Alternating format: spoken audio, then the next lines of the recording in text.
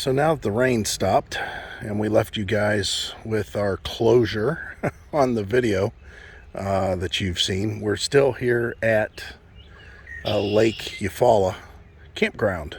There's some people coming in, and we decided to take a walk because I was doing all that editing. And I'm thinking that this site over here, this is site number 22, it's electric and water only. But I think that might be the one, because look at all this. Now there's water behind it too. There's like a canal back there. But look at all this. And I'm on a dock. And you got all this here too. What a nice view. This would be a really nice view. What have you been up to? I've been riding on a daydream. 30 amp. It's all muddy, but 30 amp. I don't think I'd like this one. Just back it in, just swing out there and back it in. Today, like I said, we were editing all videos for you guys, and we're finally done with rain here until the day we're supposed to leave, Saturday. Today's Thursday. Whenever we leave here, that's when we just make the trek up north, and we'll stop where we stop. We only have reservations in Ohio. I think it's Sunday. So we kind of need to be there on that day. But as far as the drive, we got 2 days to go. Was it, how many miles? So it's 655 miles. It says it's 10 hours worth of driving. The most I've done with a couple of power naps is 740, I think. Yeah. Pulling an RV. So it can be done. Just don't think I feel like doing that. But it would allow us to stay longer in warmer weather the slower we took getting back up north. All right, so again, welcome back to our channel. We're heading back to Ohio, and we're going to be there for our grandson's birthday. And then after that, our plans have us heading out west. I think we're going to go directly south and then head out west, though I'm not sure. We'll have to see how the temperatures warm up, because right now I'm not feeling it. I'm not feeling 60 degrees. I want to feel it even up north. I'd like it to be in the 70s to 80s if possible. So back to the RV we go, and hanging out for a while. I'm just happy to be out of all that rain and being able to get outside the RV. This is the laundry at Lake Eufaula. They have 3 washers, 3 dryers, and they do have a place where you can come and get some books. They have a pop machine, snack machine,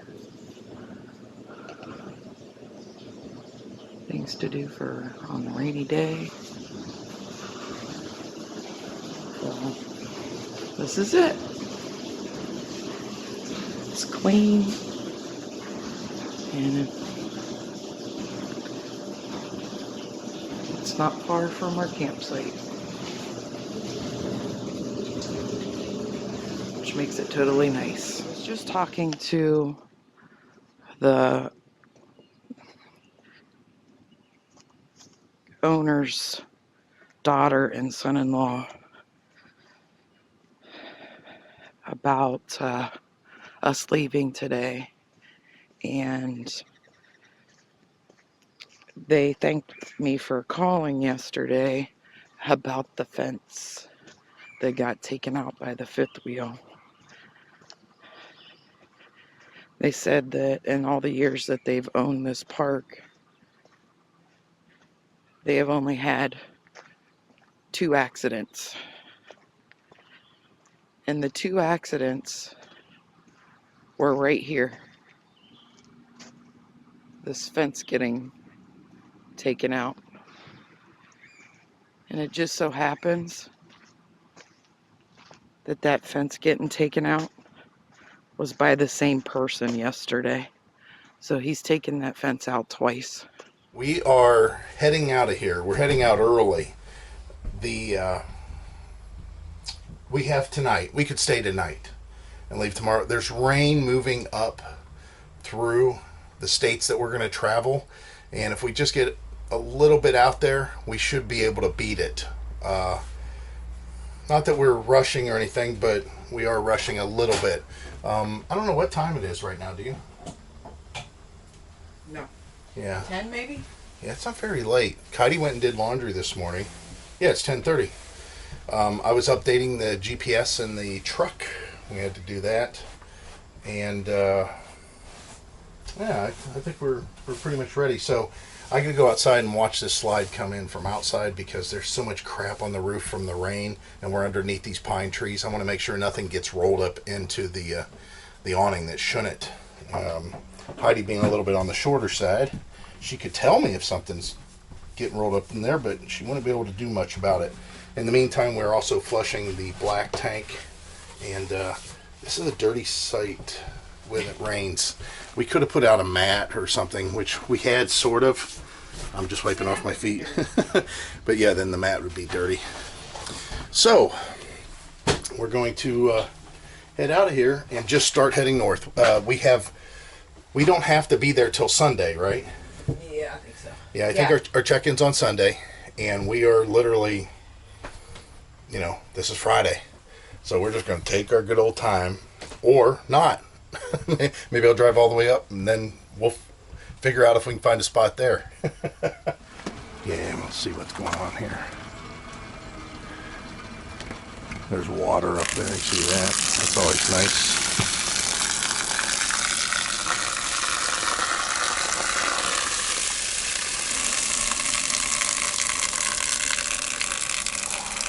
All over the hose that I gotta deal with.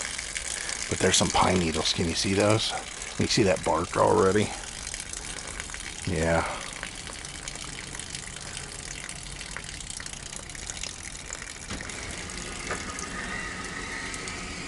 Oh, there's a little piece of bark. They pretty much clean themselves, but you just never know. Look at all that water. That's it. It's in. Everything looks good, except everything's wet now. For those of you that haven't seen us hooking up, here you go.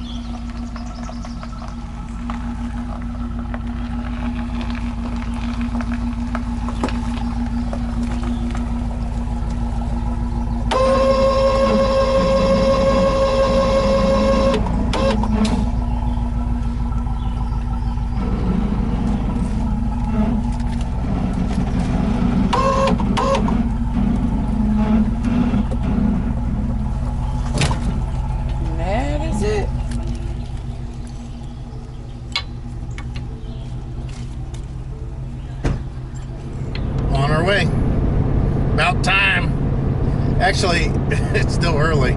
So if we were to drive straight through, the map says we'll get there at 11. Now that never works. If it's 300 miles and it says I'm going to get there at a certain time, I can pretty much add about an hour to that. If it's 600 miles, I would assume I could add 3 hours to that. So yeah, we're going to go up 185, and I haven't traveled 185. I don't even remember the last time I traveled. When I was in the Army when I was in the Army going to Texas, I traveled it. But the thing is with 185, it is a major highway, but it goes through bigger cities. I think Knoxville's on there. I know Atlanta's in there somewhere. I think that's where we're getting ready to go to now. Well, it can't be any worse than Chicago. Oh, my word. Chicago was horrible. If you guys haven't seen that video, that was when we went to Wisconsin Dells, and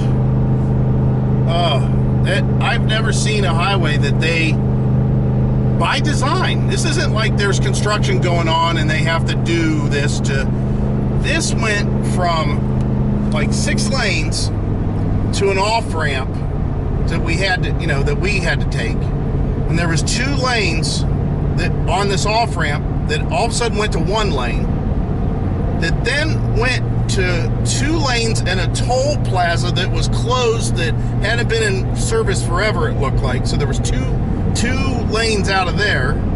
Once you get through those 2 lanes, it immediately goes back to 1 lane and then becomes an on-ramp for like a 3-lane highway that turns into a 4-lane highway. And it was pouring down rain, and there was an accident out on the final like 3-lane, 4-lane thing that we wanted to get to, that had 2 lanes shut down. And I've just never seen anything like that. I mean, other than the accident, who in their right mind goes 2-lane exit, like from a 5-lane road, a 2-lane exit, 1-lane exit, to a 2-lane toll booth that the travel distance was probably half a mile, not even that. Yeah, about a half a mile overall, that it went to 2 lanes and then back down to 1 lane so you could do the on-ramp to the 3-lane highway that turned into 4-lane. I think it went back to 2-lane. And it was just a nightmare. It was terrible. I've never seen anything like that. The poorest, I won't even call that engineering. I mean, so anyways, I don't know what we're going to get into, but that's why Heidi's got the camera. She's going to point stuff out, I think. So we'll let you guys go.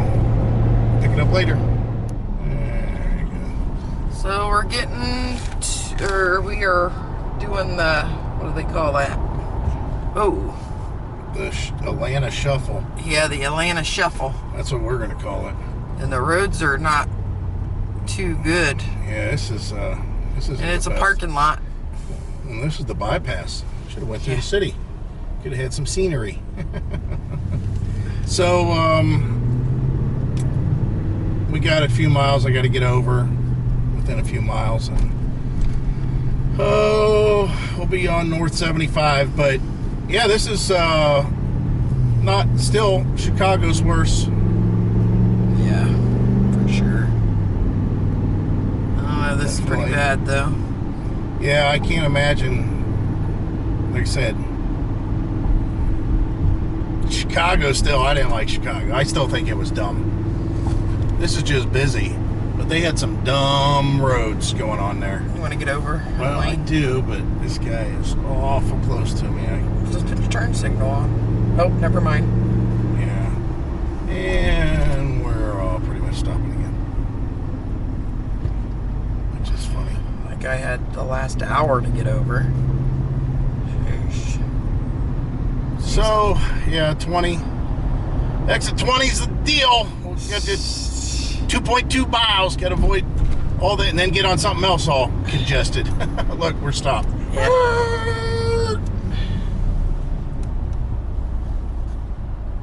Good old Love's truck stop here. I think we're in Emerson, Georgia. It's on Altoona Road, and their parking sucks. Look at these guys next to us, how close he was. I don't know if you can see him in the mirror there going down the side of the RV, but we had to ask him if he could pull ahead just a little bit so we could get our steps back up. We finally ran into a situation that somebody was too close to us. He was extremely close. But we still could have got out of the RV or in the RV. It's just we would have had to use the back steps. But the steps were already down, and Heidi was in using the bathroom, and he pulled in, and I just stood there and watched him pulling in. I'm like, all right, that may not work. And then he got really close, but it's a U-Haul. It's a young kid. They're hauling a car on a U-Haul trailer also. I don't think they know much about towing or anything. But you don't need to, as long as you get it done safely. So we're going to head course further north As soon as Heidi gets done with her smoke, she's throwing out the trash. And we, of course, got a little McDonald's action, but I only ate part of my McDonald's. We'll save some for later. Filled up and ready to fly. So close. He's making all that noise. Look at this. Let's go up there this one. Oh no, I don't know nothing about that tail swing if I was driving. The camera don't see any of it. We made it. Birds are out there. Turn right on Old Alatoona Road Southeast, then take the first left. So we got all fueled up. Turn right on Loaves Way, then take the first right. Turn right on Loaves Way, then take the third left. Turn right on Old Alatoona Road Southeast.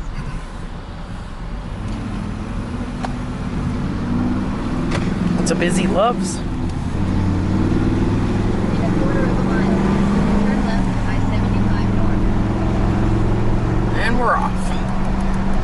Yeah, we got to do 75 here, getting on, and I'm gonna tell you, the traffic cleared up, but it's still Turn left on traffic. I-75 north. Still traffic. I don't even know what today is. Turn left right Today's Friday, that's why it's busy. Oh yeah. We don't normally travel the weekends.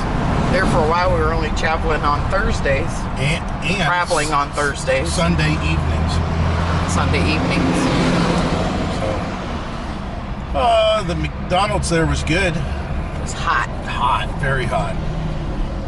Heidi says because somebody asked for fries. We got a Ford motorhome behind us. It's those people that are getting gas in. Oh.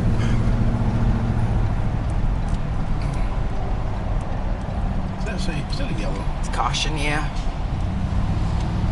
No traffic coming. Continue on I-75.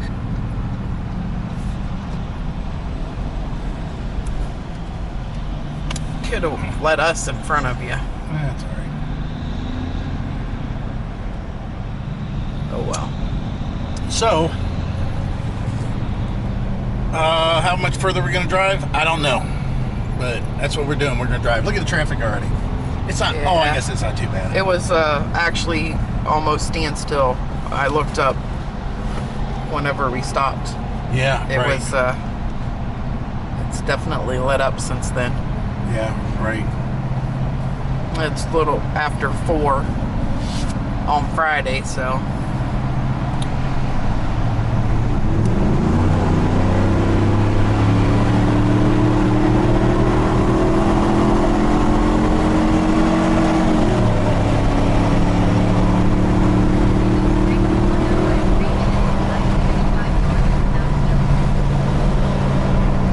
All right, that's good for the video. So we've been riding along a little bit here. We took some sort of little shortcut around accidents on 75. Well, it said we saved a minute. We saved a minute and 7.5 miles. 7.2 miles. 7.2 miles. It was a decent. I mean, it wasn't bad. It was pretty much a straight shot. Yeah. Yeah, it wasn't bad at all. So Heidi's just typing out comments and making posts and stuff like that. She's getting on the map. She's looking at different options for us to pull over for the night. And that's something that we talked about in an earlier video, way earlier. If you guys are going to boondock for the night and at a truck stop or a Cracker Barrel or even Walmart, but more importantly, a truck stop or a rest area, those two places for sure. Truckers pretty much work 24 hours a day. You know, they don't have a set shift, but most of them don't like driving in the dark. They don't. So when it starts getting around 6 o'clock, 7 o'clock, you better know where you're going to be and be there, especially at 7:30 and 8, because You're not getting a spot. the beehive fills up fast at that time. Those trucks just come flying in like worker bees, and they're just taking every spot available. So we got stuck on that a couple times because we thought, well, we'll drive until we're tired. And I drove till like 10, and then we went into a truck stop or a rest area, and there was nothing. Every little, and this was with the old truck and trailer, so every little nook that I might have been able to back into was taken. Everything was taken. So if you're traveling on the road and you're RVing and you just want to pull over and stay for the night, you know, Walmart's, of course, that's an exception, but I'm talking about at a rest area or a truck stop, definitely make sure that, I don't know what this lady's doing. She just decided she wanted to pull over in front of me. Make sure that you get there early, or you won't have a spot. That's all there is to it. Good morning, YouTube, and welcome to wild and wonderful Walmart. So we stayed here last night. It was very quiet. I couldn't believe how quiet it was. The RV's relatively level, and these people here were here when we got in. Oh, their front left tire's low. I wonder if they know that. Yeah, their front left tire's low. They're from California. Those are pretty decent campers. That's the economy line, I guess you could say, of Northwood Manufacturing, which also makes the Arctic Fox, which is, and they make some others. Anyways, they're very, very, very good. Give you an idea, if I was to buy an RV that had the same layout as ours, it would be 2 foot longer. It'd be a 32. However, its dry weight is close to 8,000 pounds. Our dry weight's 6,300 pounds. That's how much well built they are. So Heidi did some shopping at Walmart this morning. We're going to head up the street. We're only driving for about 3 hours today, and we're going to be going to a place called Kentucky Campground. It's just a stop off for the night. As much as you guys are probably saying, oh yeah, that's what was supposed to happen the last time. No, this one's going to be a stop for the night, trust me. So where are we tonight? This is Lenoir City, Tennessee, and there's a Cracker Barrel down the street you could stay at. There's signs all over that says do not unauthorized parking, overnight parking will be towed. Go in, just talk to the manager or talk to somebody in there. They're going to tell you to park in this corner where we're at. This is information that I found on that app, RV Parky. It's just like it sounds, RV Parky. That's a good job. It's fair. Let me just say it's fair.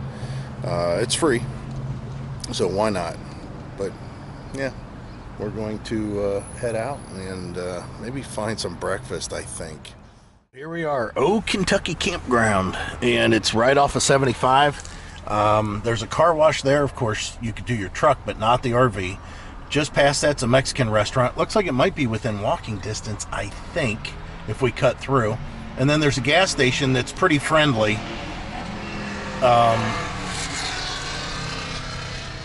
These cars out here are loud. There's a gas station that's pretty friendly to RVs, let me put it that way. So we're going to pull back to our site. It's a pull through, and we'll show you what that looks like. We're all set up finally, so you can see what we got for an overnighter. This is kind of cool. They have some sort of storage pedestals out there. This is a pretty decent campground. I mean, it's pretty plain. There is a pool, though. There's a big swimming pool over there. But these pull-through sites are perfect for for staying the night. They're a little unlevel. Nothing crazy, though. And the electricity is real good here. I can show you that. How about that? Can you read it? So 127 on the lines. Good. Yes, I'm protected. Even if it goes high, I'm protected. I don't even need my sewer ladder there, whatever you want to call it, support. It works perfect. Our water pressure is really good. It's hovering right around 50 something. I need to adjust it, I suppose. But no, actually it's dropped. The water pressure dropped. It's down to 40 now. Oh, that's right. Heidi is flushing the black tank. So, Kentucky is the name of the campground. I think it's $35 for us to stay the night. This is water, sewer, electric, 50 and 30. Of course, they have monthly rates. There's a lot of campers in here, but 75 is really close. So if you're traveling 75, this is easy to do. Now I want to tell you something about our trip. I need to be changing my ways. I outran every single RV that was on the road today, and I should not be driving that fast. I mean, I drove for an hour and a half that I was in under 70 miles an hour. And at one point, Heidi said, "Oh, you need to slow down. You're doing 84." Yeah, I definitely do. And I'm sharing this with you guys because it's unsafe. Now, don't get me wrong, I never felt unsafe when I was doing it, but that's usually how it works. You know, you get comfortable, you get complacent, and then all of a sudden you realize how much mass you're moving behind you when it's too late and you can't slow it down. The truck did really great burning through gas, and I just need to slow down. I don't know why it's in such a rush. I mean, we got here, check-in wasn't supposed to be until 2 o'clock, and we got here like at 10. In the area, I should say, in the area around 10. So just be aware that I'm aware, and let's see if I can get that straightened out. By the way, check this out. I don't know if you can see it from here. I'll try zooming in. I don't think this zoom's going to work that good. But there is an RV down there. You can see it in the frame, I think.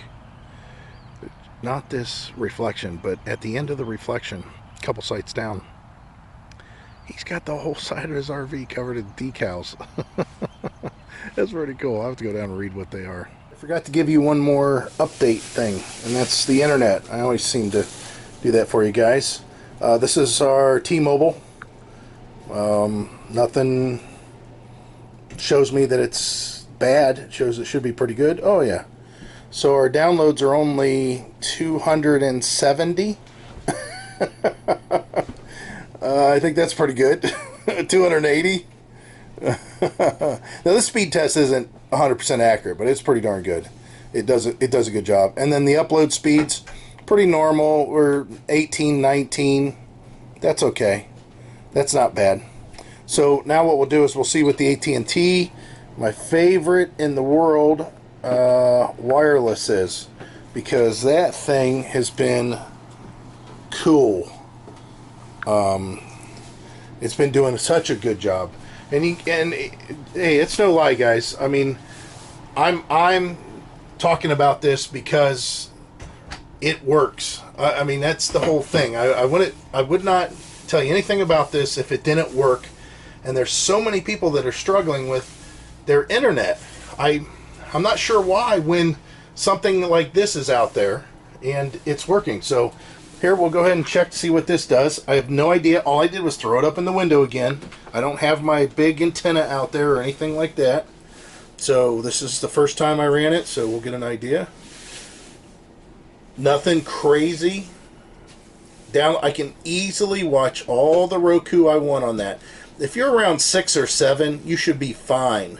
And then the upload speeds, I could upload movies. At this speed, I could upload a 1-hour video to YouTube, a 1-hour long video on YouTube, in about, that's probably about 2 hours there also. So not bad. And again, I just threw it up here. I don't know if that's even the best window for it. Maybe it needs to be, you know, in that window back there and plugged in over here or something. I just threw it up there. Good morning, YouTube. Thanks to Kentucky RV Campground. This was a good stopover. There's a park a little bit further down. It's a little bit cheaper. Really didn't research it or anything. So if you're looking for just a place to stop over, there's a few things to know. This campground you can reserve online. They have a thing where you can pay $20 to lock in the site that you pick, because it shows you what sites are available, and you can click on that box. It's got a really nice reservation system, let me just say that.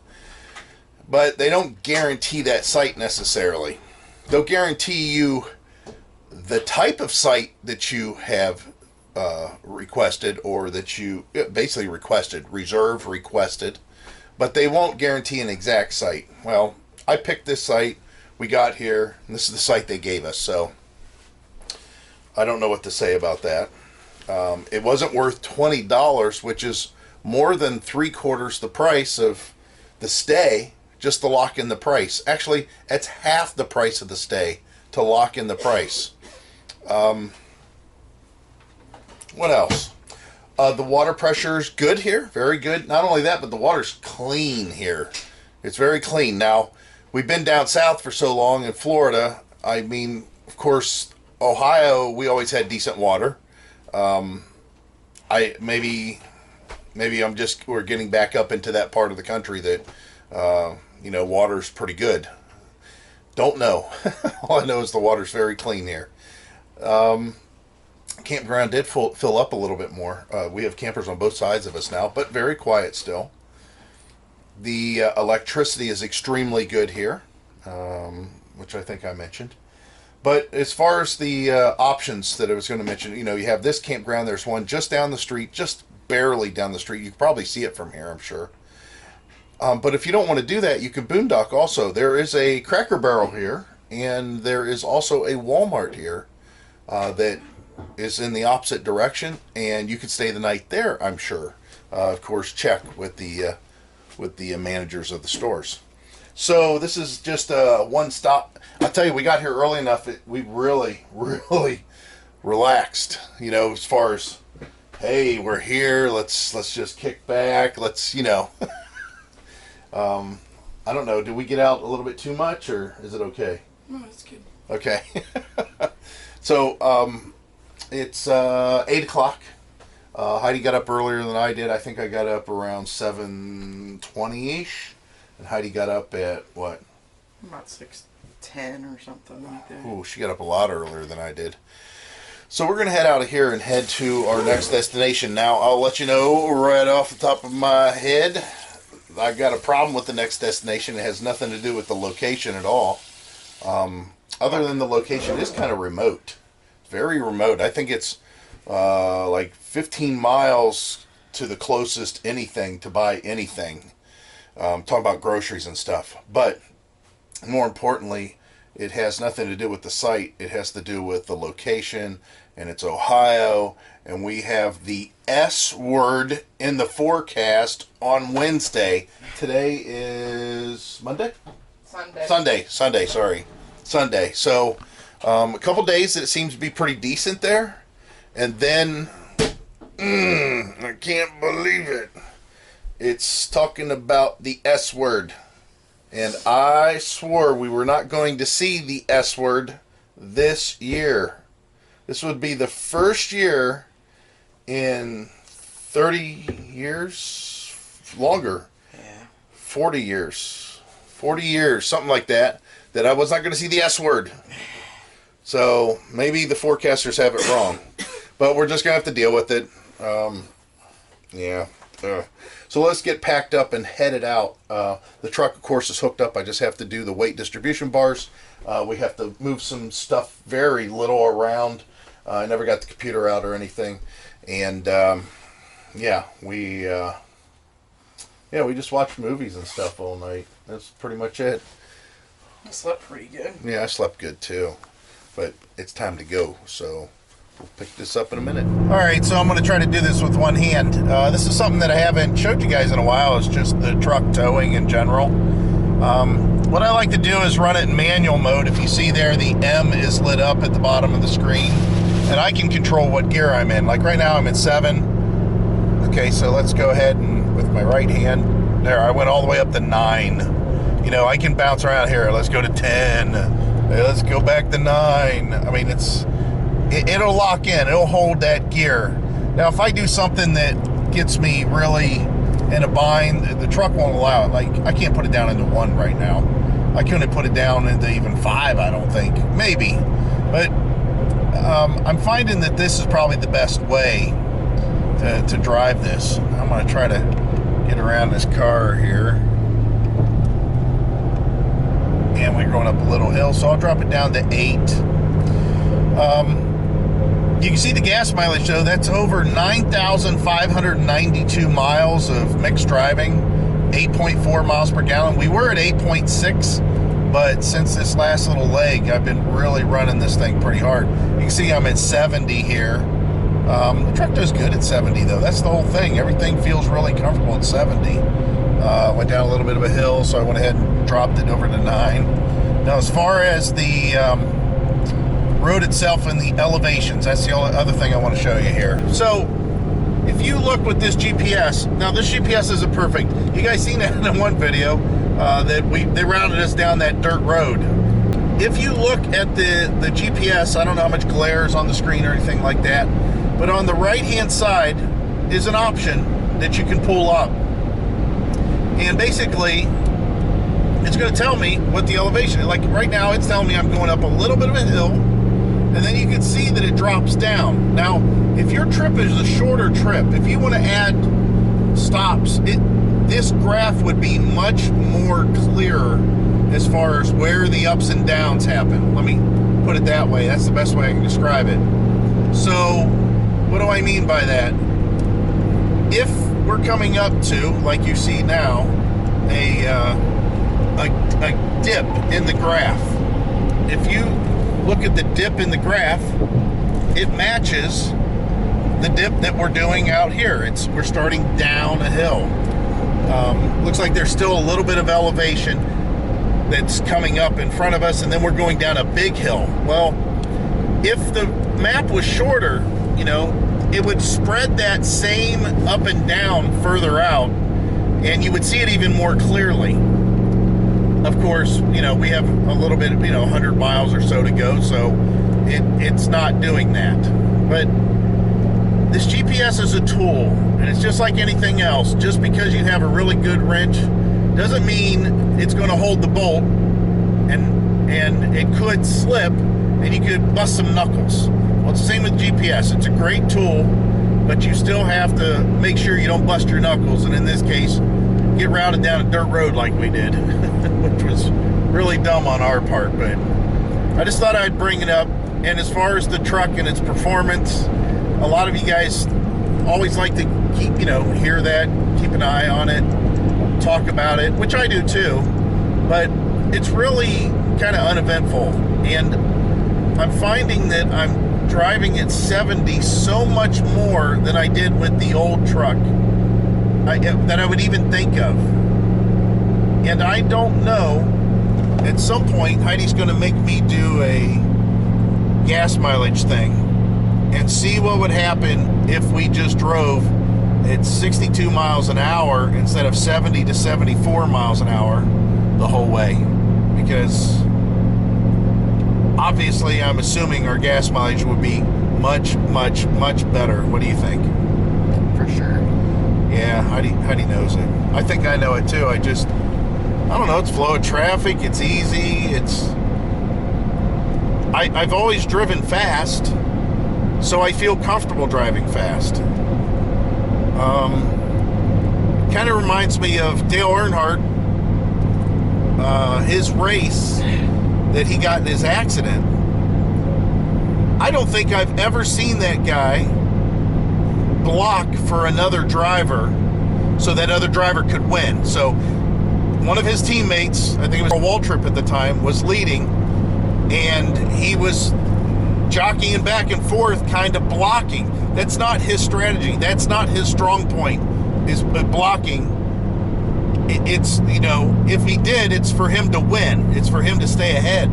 But he was blocking to keep somebody else ahead so they could win. So that caused his accident. I think that caused his accident because he was doing something that he's not normally known for or necessarily comfortable with. And that was helping out another driver so they would win by doing something out on the track. Well, that's kind of with me. I feel comfortable driving at a certain speed, and when I come up with slow traffic, I'm like, forget it. I don't want to deal with this joker. I'm going to go around him, and I am safer for it. But Heidi's going to prove me wrong one day. She's going to tell me, You're going to set it on cruise control on 62 and you're not going to touch it.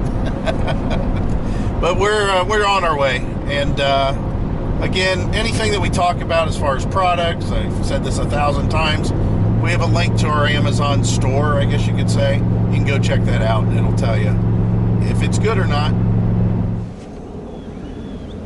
I wonder where they're going to.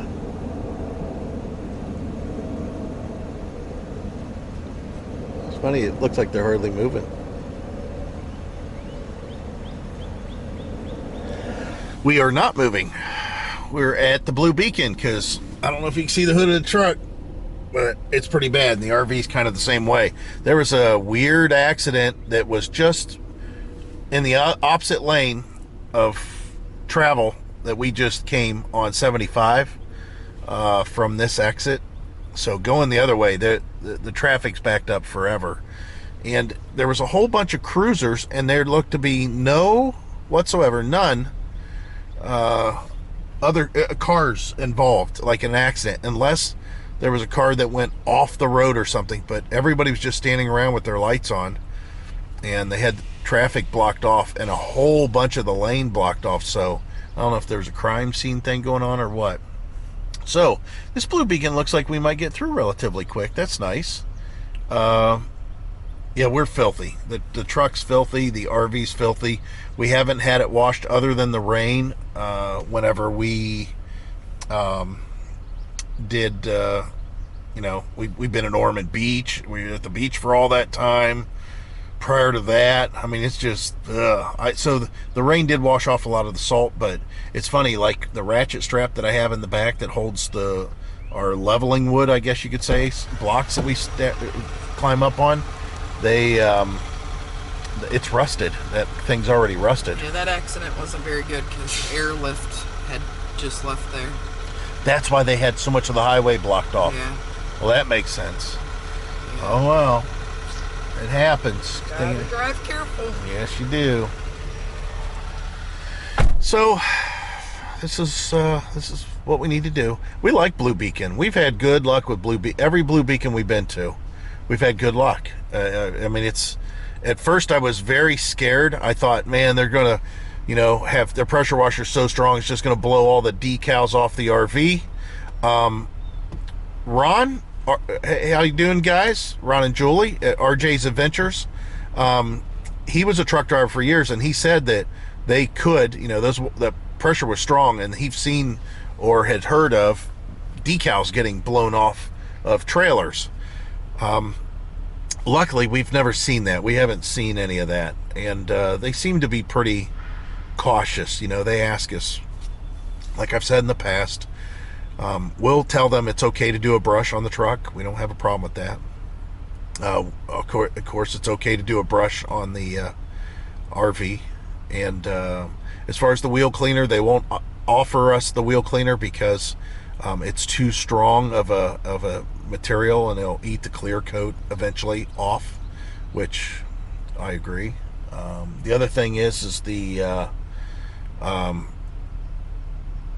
wheel dressing. We tried the wheel dressing one time. It just didn't work for us. It came off after it rained. Looked good. They did a good job. It came off after it rained, so we don't do that anymore. It's like somebody getting their fire truck washed. And we got a trucker right behind us. He's waiting. Right, so as typical as Ohio State parks are, you can see the roads are a little on the state rowdy side. In half a mile, turn left. Kind of tight, kind of swervy, kind of up and down, and there's a lot of RVs going up through here, all coming from this one place as far as I can tell. So we stopped at the gas station right off of 71 to get you here, and then it's about 2.7 miles to this intersection, but I don't know how far then after that. So Keep left to Center Road. It says 1.5. So I guess it's not too bad. And the roads, there are a lot of blind turns, a lot of blind Turn hills. left on Center Road. Yeah, I'm not real keen on all this because it's country. I've been on the highway for so long I forgot it was like. But In 1.5 miles, arrive at 9000 Center Road Listen. on the left. ooh, they're both wearing agreement. We got so close. How could they And there's only one road. So we're going to pull in this place. We got a site already. It's a back end. I have no idea. Never been to the park. Don't know what it looks like. Don't know anything about it. Heidi says what I thought from the overhead view. It looked like that the sites were kind of spacious, but they're on these like dandelion loops. It's like there's a pole, you know, a row, and then there's a circle, and there's a row, then there's a circle. Somebody lost their dog poop or their kid's diaper, one or the other, and I didn't see it come out. Great. I did not see it come out of the truck. Wow. So it may be hooked up underneath our truck somewhere. How nice is that? Yeah, lots of RVs though. We've already seen at least 7 RVs. And I'm not exaggerating. Woo! We thought our stuff was not turned over inside the RV from our drive before. It definitely is now. So yeah, I don't know how to pronounce it. Cesar Creek. It's, I guess you could pronounce it Caesar Creek, but it's C-A-E-S-A-R, so I'm thinking Cesar Creek. And here's people on the road on a blind In double 1/2 yellow. mile, arrive at 9000 Center Road on the left. Oh my. No chance of this ending badly.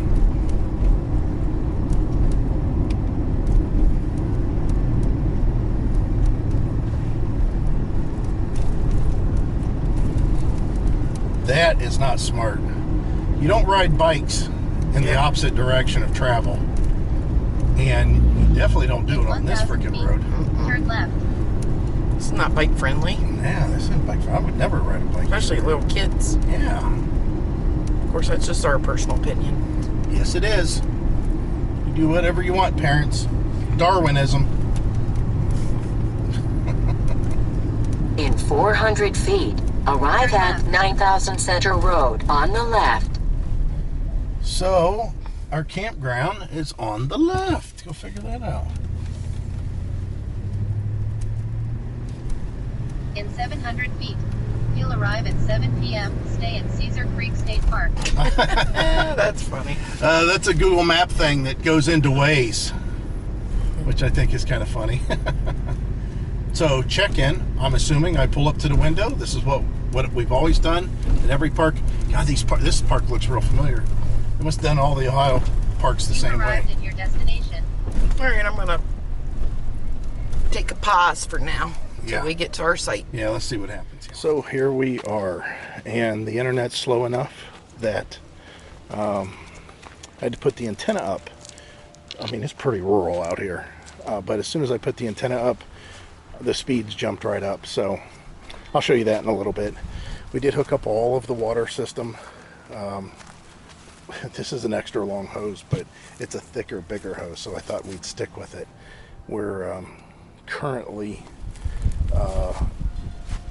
running with our freshwater tank with some good city water in it, but we want to make sure that our stay here we have decent water, because the last stay was just perfect. So far though, the water seems good here. I'm gonna have to say, this is Caesar Creek State Park, if you guys don't know, in Ohio. It's in Wilmington, Ohio, I guess you could say. When we got here, we didn't have 50 amp service, and guess what? They showed up within 20 minutes and they replaced the breaker. They knew exactly what it was, and everything's perfect now. So kudos to them. The guy said that it's one of those contract deals. GE's making the breakers, and GE is getting their breakers from China, and he says they've all popped. He says not only the 50s but the 30s too. Pretty decently level site. We had to put a one board down on one tire to get it to where it was perfectly level, and can't put the awning out. It's a little bit too windy. We need to though, because it's wet. So we're going to go take a look at the park. We're not going to bring you guys along this time. So I'll you know, we got a couple days to do this. Maybe tomorrow, because it's going to get cold. Matter of fact, tomorrow's the warmest day of our whole stay here. It'll be 64. Ooh, Yeah, we're gonna have our winter coats on. yeah, really.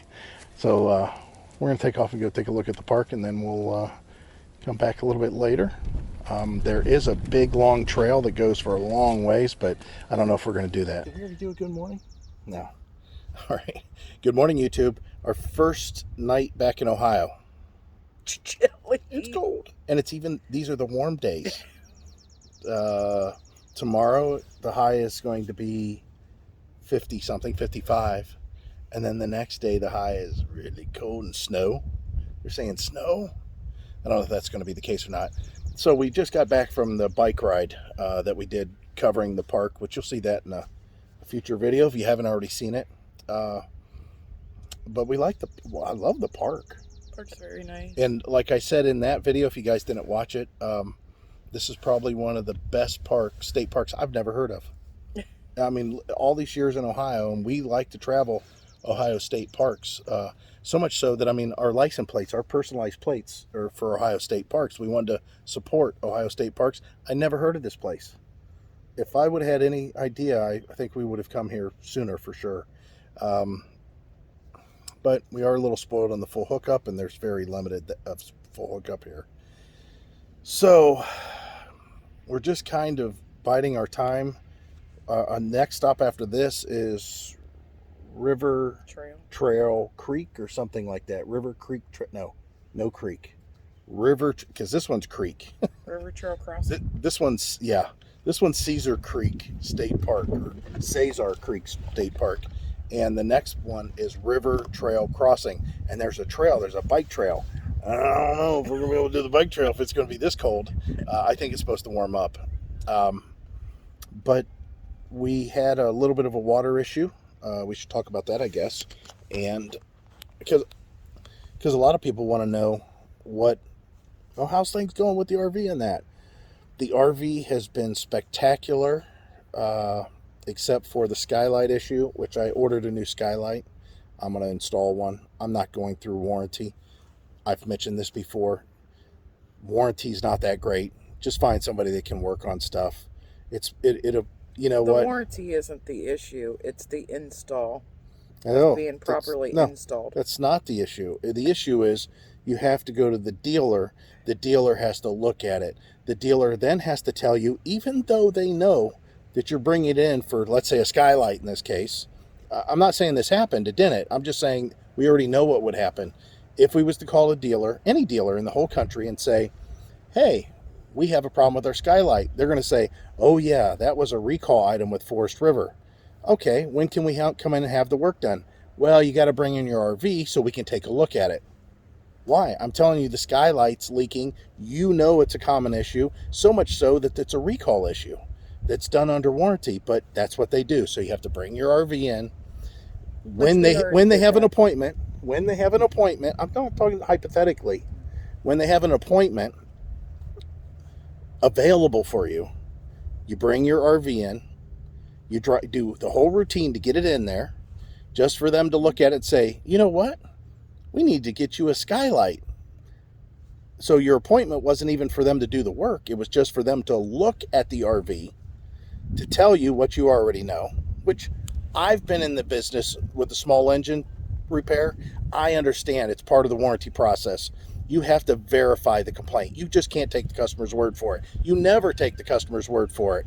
However, on something that seems to be pretty common, if I had somebody that said, hey, I know what I'm doing, this thing's leaking, I would have the parts available. If the guy says, I don't want to be inconvenienced, but anyways, then you have to make an appointment at a later time for when the parts come in to get the work done. So it's not worth it for me. I'd rather pay $100 and buy the stuff and do it all myself. I suggest you guys do the same on a lot of that stuff. So other than what's the other thing that we have to do? Oh, well, the skylight. That was the only other thing that we really had to do, right? No, we have an issue with our water. Oh, sorry. Going back to the water. The water pump has an issue with the bypass. I'm going to show you how to fix all that whenever we get the part, and that's basically get a one-way check valve. Don't even bother with replacing the pump and all that stuff. But we did get water. Luckily, the RV is pitched in such a way and angled in such a way that all the water had run out of the RV, except for a little tiny bit that ran along the floor and into the bedroom area. And it was right along the seam. We're not talking large amounts of water, but we are talking a little bit of water. I would have to think 2 cup, no. Yeah, maybe 1 cup, right? Yeah. About 1 24-ounce cup. So this is 24, right? Yeah. Yeah, 1 24-ounce cup. So that, just picture somebody dumping it. That's about what got in there. Not a big deal. We put fans on it right away. We, to dry it out. We put a fan blowing into the compartment that takes care of what's that? That has the pump in it, has all the water filter in it and everything. At some point, if we get to where we're set up for a period of time and we've got plenty of time to work on stuff with no rush whatsoever, in case projects go the way they normally go, ask Heidi how that is. You started on one day and you think you're going to be done in so many hours and you're putting yourself under a bind. That's the worst kind of way to work on stuff, because you get frustrated right away. You're on a time limit. You want to get it done. You have to get it done because you need to move or you need to go to somewhere. You need to get yourself set up to where you're going to be somewhere for a good period of time and just take your time. That way, when you break something, you can order it and not worry about it until it gets in, or you have the time to go drive somewhere and pick it up. You guys that do repairs, I'm not telling you anything new, but for the people that are going to do some sort of a project, you don't want to put yourself in a rush. Just don't do it. So I'm just going to put a one-way check valve, but like I was saying, in the future, I would love to replumb all that stuff that's in that area, because it's not done very well. And I could do the black tank flush. That's right there. I could do that where it needs to be, on the correct side. All right. We're going to sit here and relax. I think somebody's pulling in. Good morning, YouTube. Heidi said good morning, YouTube. Good morning. Forgot to turn on the lights. It's getting a little bit colder, and I swear I've picked up some kind of a little cold. I felt really flushed yesterday. And anyways, just a little bit more tired. And for no reason other than maybe we're not doing anything. Is that why? We rode our bikes yesterday. Yeah, we did go on a bike ride yesterday, and it was cold out. The wind was cold. So today is the last day for any kind of weather to be normal, I guess, for a couple of days. So there's a bunch of stuff we have to do. We're going to go, we have a freeze warning out for 2 days, right? Yeah. So one day we're getting down to freezing just for a couple hours. I wasn't too concerned about that, but then the next day we're getting down to 29 for about 4 hours. That can be a problem. So first things first, we're going to have to go to Walmart to get some supplies. Need to stock up on some stuff we've been putting off for a while. Secondly, we have to take, and we're going to empty all our tanks to flush them out. Well, the freshwater don't have anything in it anyways, but it needs to. And I've been doing the work on the water pump because the bypass quit working, and it's filling our freshwater tanks whenever we're hooked up to the city water. So I need to put the water pump back into position where it's supposed to be. We need to fill the freshwater tank.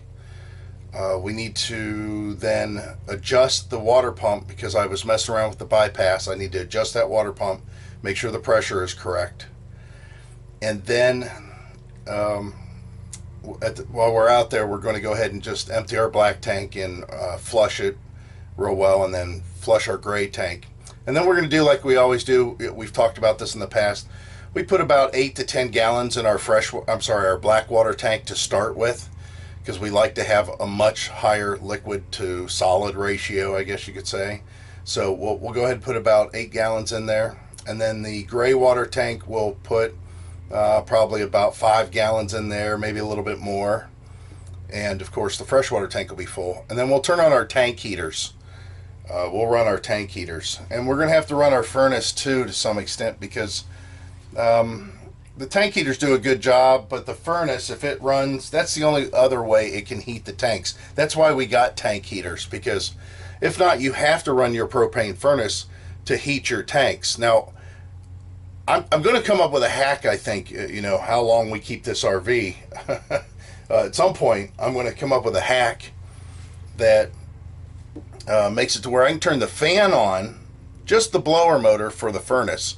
If I could do that, we could run off the campground's electricity wherever we're at, and we could just run this little Pelonis heater that we love, and it would heat the RV, and it would heat the tanks. Whatever the temperature is in here, that's what the tanks would be also, just as long as that blower motor would blow through the vents, or blow through the plumbing that comes out the vents. And the cold air intake for the furnace, which is underneath the stove, would be pulling in whatever warm air we have going on in here. See, right now in here it's comfortable. It's 73 degrees in here, and all we did was run off this little tiny Pelonis heater last night, and it got down into the 40s, but it was perfectly comfortable in here.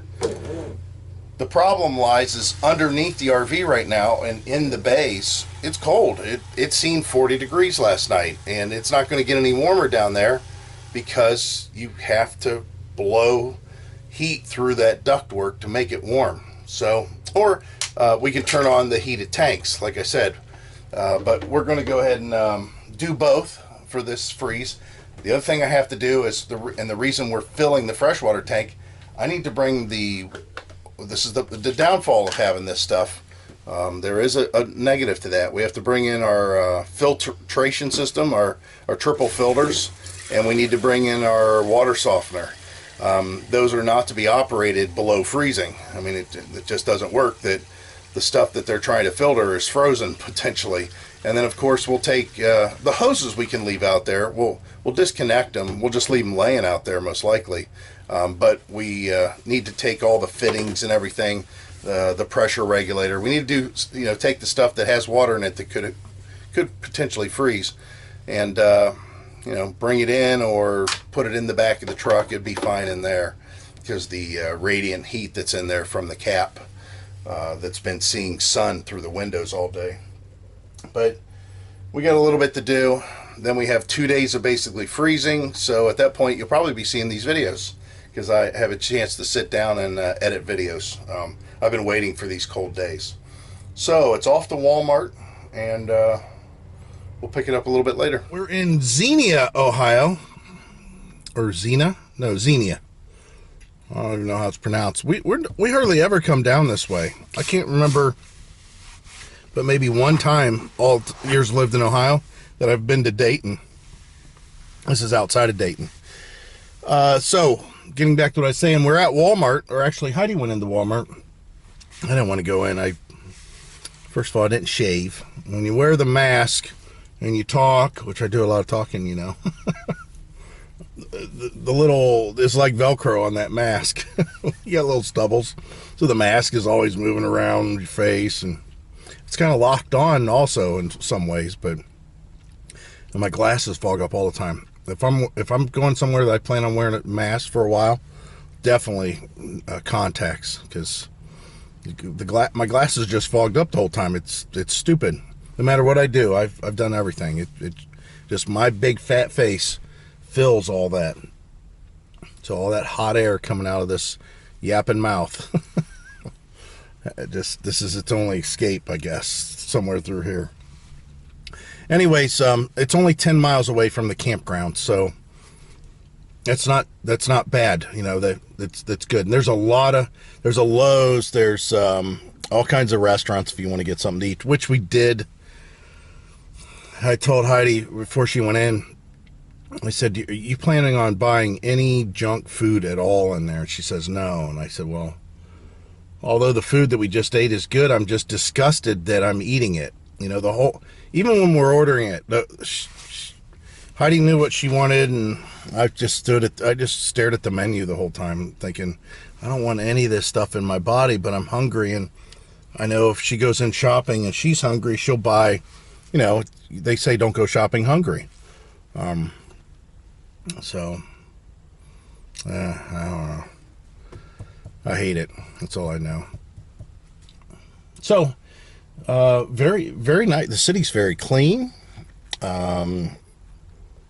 The streets are pretty good. The stores look really nice. The parking lots are nice. Everything looks clean. Looks like they take care of stuff. So, not that bad. So if you go to Cedar Creek State Park, even though you're out in the boons, you have to take a couple of back roads. Basically get you here.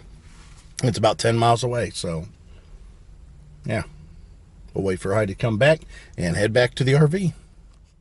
One of the things that we do whenever we are out away from the RV is usually use one of our phones for the Waze app that isn't Heidi's and isn't mine. It's just an extra phone that we have. That way all the stuff that we do on our own phones are freed up from being tied in with Waze and music and Pandora and all that stuff being streamed to our Sync 3 system in our truck. So I wanted to show you the thing that we do whenever we're not using that phone. And again, this is an extra phone that we have, and an extra tablet that I have, or a tablet, I should say, not an extra, but a tablet that I have whenever we're out. So let's go ahead and take a look here. I had to look up the app, and you can see the campground where we're at. Now I just threw the cameras up in the windows just to be able to see a little bit. So this is looking out our dinette window, and I didn't do a very good job pointing it or anything. And of course we can see anybody that might be milling around there, because right below this picture, this window, is the water softener and the water filters. I don't think anybody will do anything with that. And then this is outside the RV, and you can see off in the bottom right hand corner there at the bottom, that's the cover for the bikes. We have those locked up. And that's our neighbor that came in yesterday. And this is Alfred, and I've talked about this in the past. This is an app that I think I pay $12 a year for because I have an upgraded service. However, it's not, you don't have to pay anything. It's free. You just have to have some sort of internet so you can connect to it, and I can see a live view of what's going on. Not only that, but it will give me live events. You know, if anything happened, you can see I have quite a few different cameras that we could hook up. We've hooked up to 5 phones before, a while ago. But this will tell you if you have events or anything like that. It's kind of cool. I like the fact that it'll tell you, if you just click on events, you can see here, we got a notification. I'm like, yeah, I heard something. Wonder what that was. And you can see.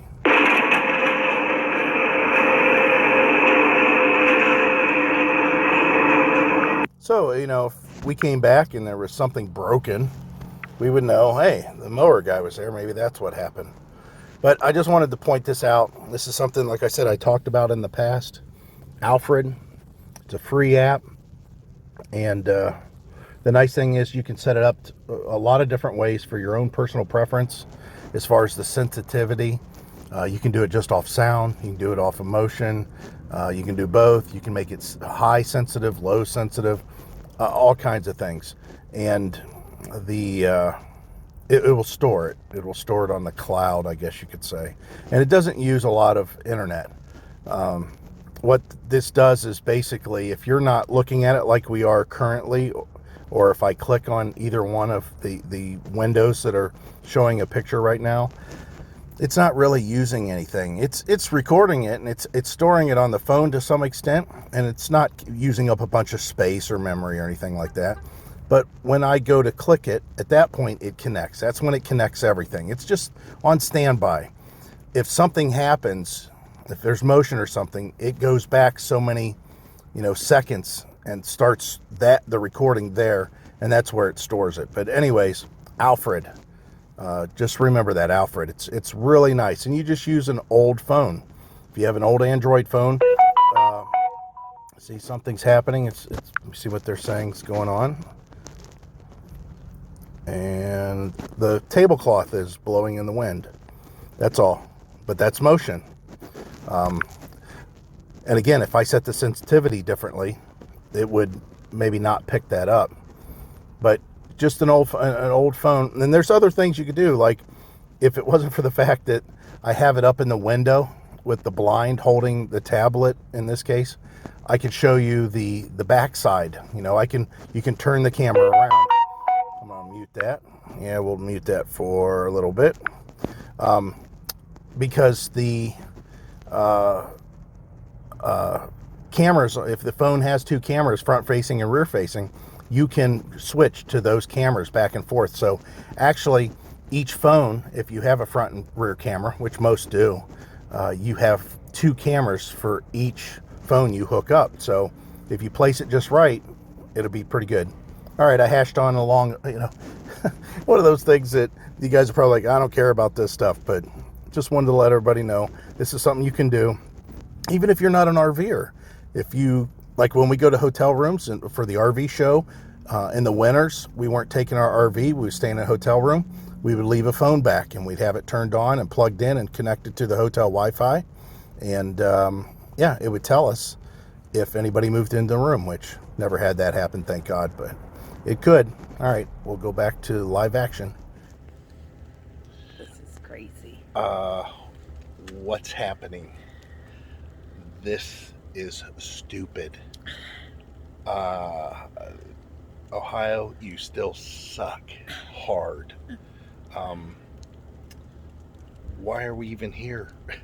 It's coming down pretty good. This is ridiculous. So, just to let you know, it's 11 o'clock and the snow come early. That's right, freaking snow. We were not supposed to see snow for the first time in 30 years plus.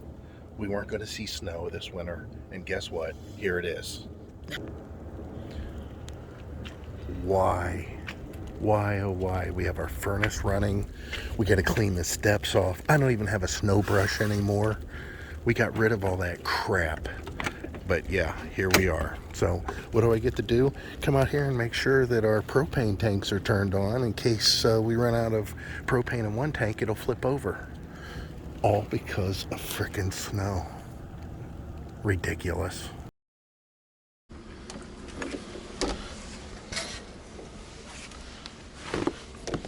What happened?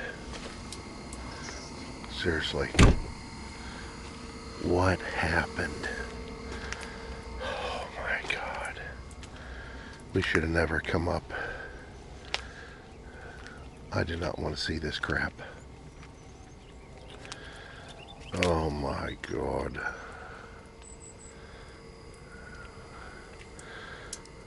Holy cow.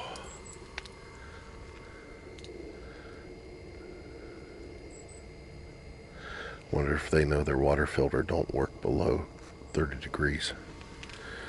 We disconnected everything and we filled our freshwater tank so we could get rid of all that water. But look at this. My awning toppers are dipped down because of snow. Never thought I'd say that. Oh my God, I'm done with this state. Guess what we're going to do next time? We're not going to come back until May. It's going to be the first week of May. We could still have snow, but this is ridiculous. It's awful quiet. So, let me get some shots for you guys, and man, am I sad.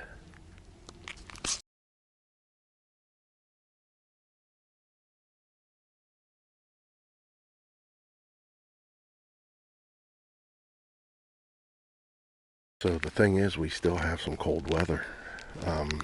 We have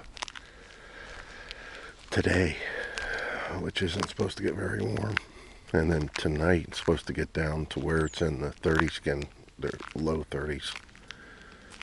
I just can't believe how much snow we got on this thing. Why? It's starting to thaw out already. But man, that's a lot of snow. So we have our tank heaters on, and our heater on that runs off propane. I'm just curious. I went to bed last night. We had 30%. I think it was 30%. And 36% propane in one of the tanks. So let's see what we got now. Yeah, 9 hours ago, 36%. 24% now, so that's not bad. I checked that last night. It was, I think it was 11, something like that. So incredible, absolutely incredible.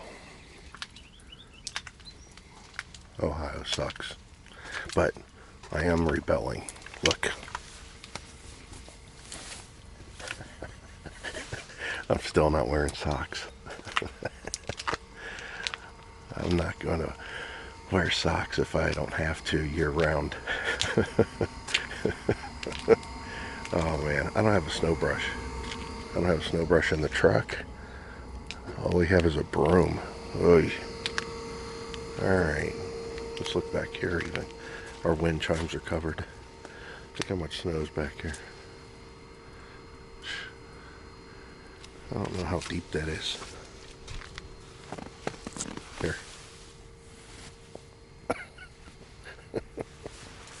Oh, God. Oh, I got mud on my feet, too. Turned into a muddy mess. Ay, this is horrible. Oh, I'm sure everybody's going, oh, it looks so pretty. Well, come get your pretty. I'm tired of seeing it. So this is one of the reasons, all the snow and cold, that we did what we did when we ordered the RV. Now, nobody has any pure intentions of being necessarily camping in the cold. There's people out there that like to camp in the cold. We're not those people. We don't like the cold. We don't like the snow. We don't want nothing to do with it. We've seen it plenty of time. Maybe in the future. I have no idea when that future would be. Maybe in 22. I don't know. Maybe that future. If I'm still around for some reason. By accident? By accident. Anyways, the thing is, whenever we ordered the RV, we had seen plenty of people, YouTubers, and heard plenty of stories about them, for example, going to the sugar beet harvest and it's snowing and getting really cold, and they didn't expect that to happen. So when we ordered the RV, of course, we wanted to have, that's why one of the reasons we got rid of the old RV. The old RV didn't have an enclosed underbelly. You could get underneath and look at all the tanks.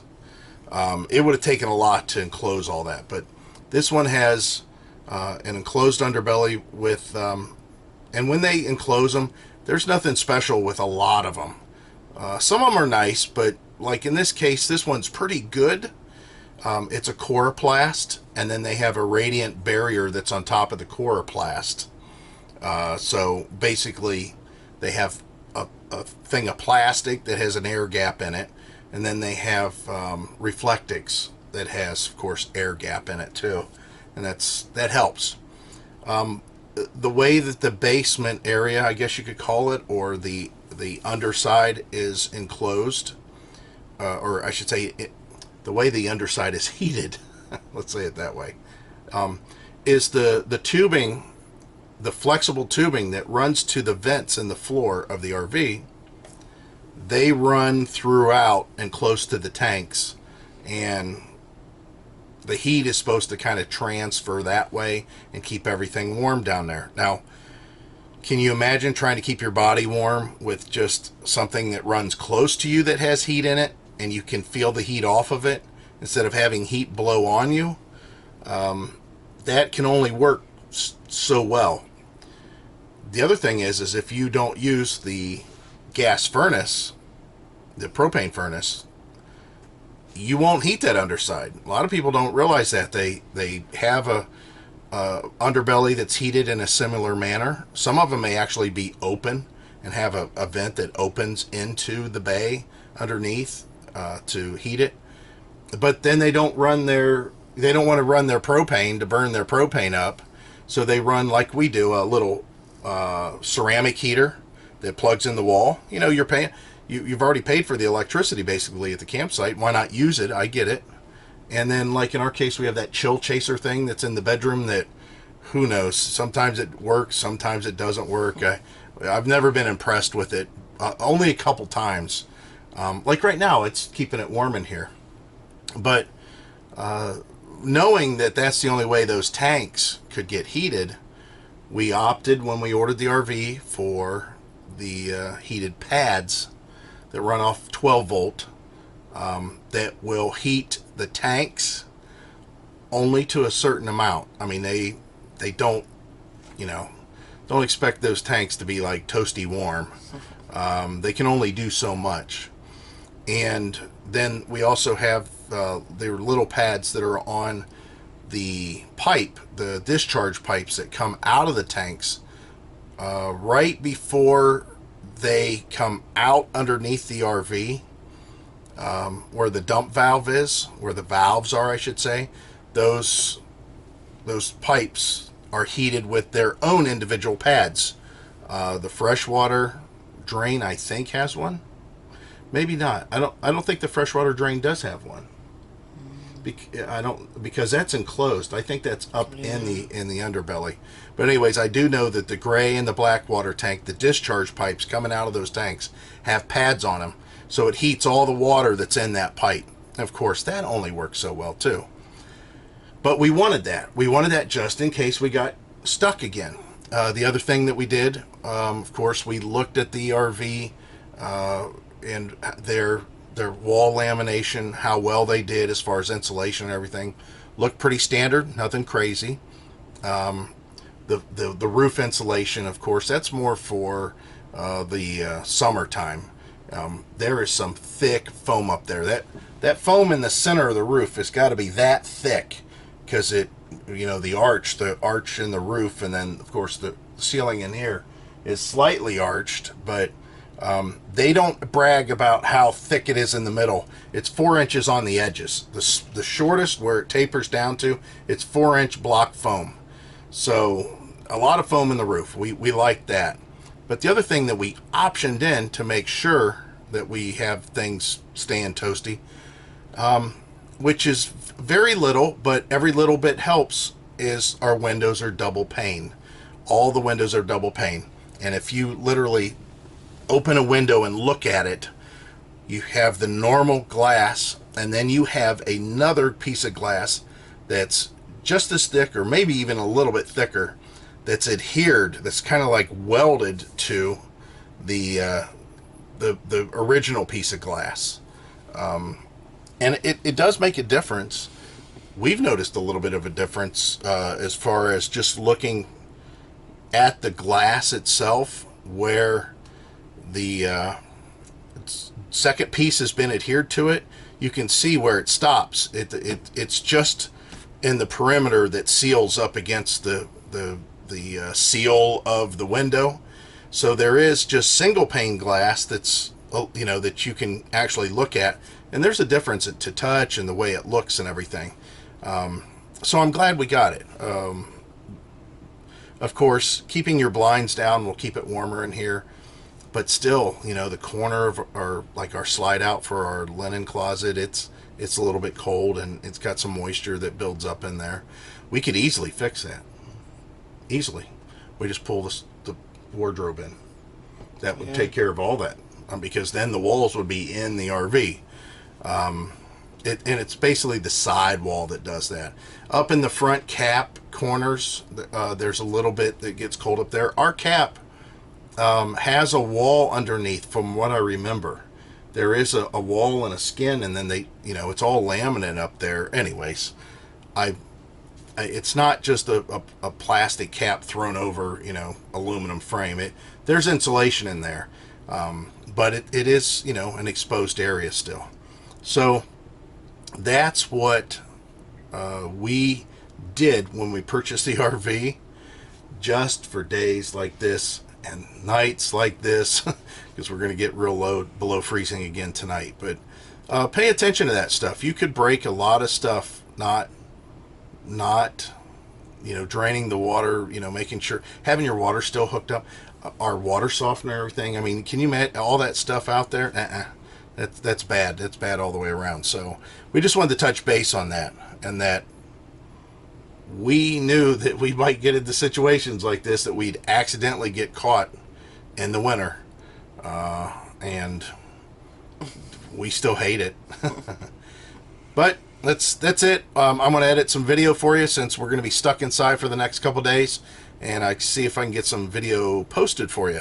My upload speeds are up and down. I haven't figured out if it's going to be easy or not, but we'll go about our day, and Heidi's just going to end up cooking today.